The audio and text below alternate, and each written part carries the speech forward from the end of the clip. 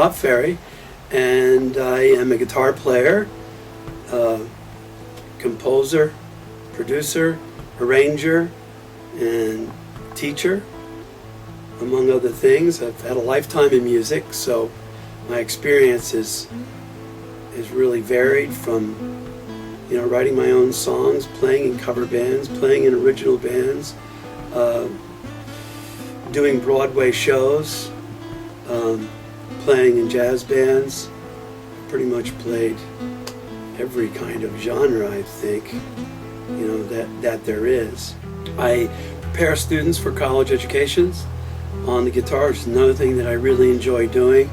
Perfect their auditions, and I basically teach the guitar, but I teach from a fundamental aspect where you really absolutely completely understand what it is that you're doing and what it is everybody else is doing, when you hear it relative to the guitar. And then I've been performing. I have a record out now that I've been performing behind, playing those tunes.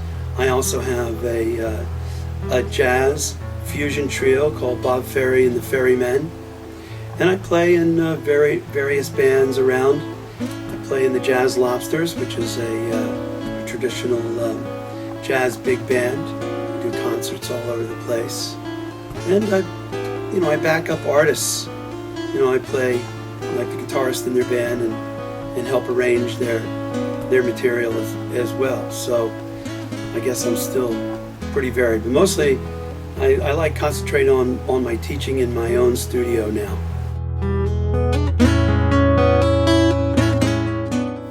Well, I studied composition, so I don't have one set approach.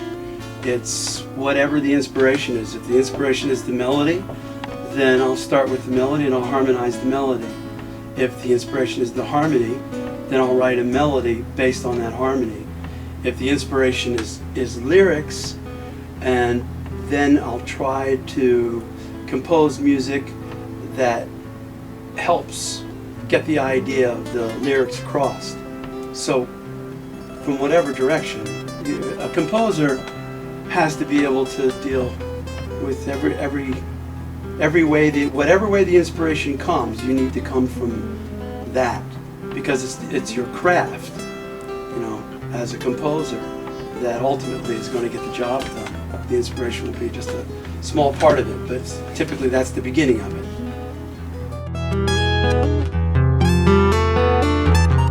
Is there one thing that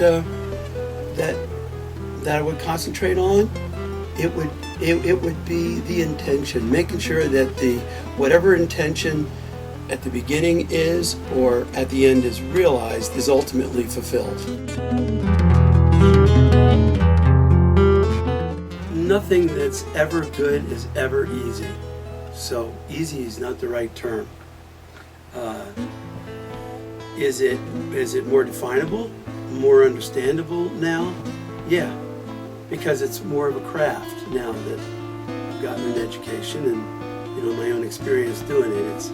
You get to be a better craftsman over time.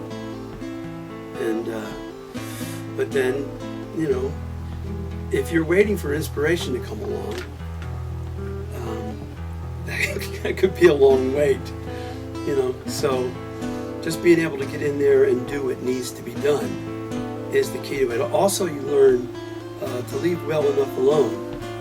You learn when it's finished.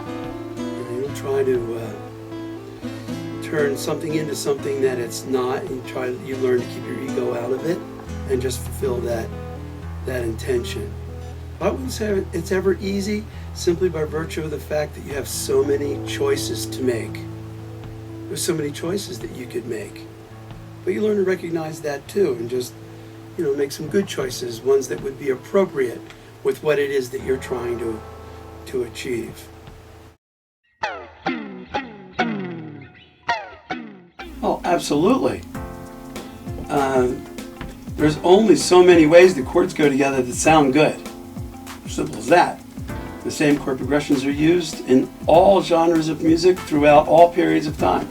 Hundreds of songs have been written on the same chord progressions. So from an analytical perspective of the melody and the harmony, yeah, it's just the same thing repeating itself over and over again. Be different. Be what everybody else isn't. Be where they ain't. Find a way to be special.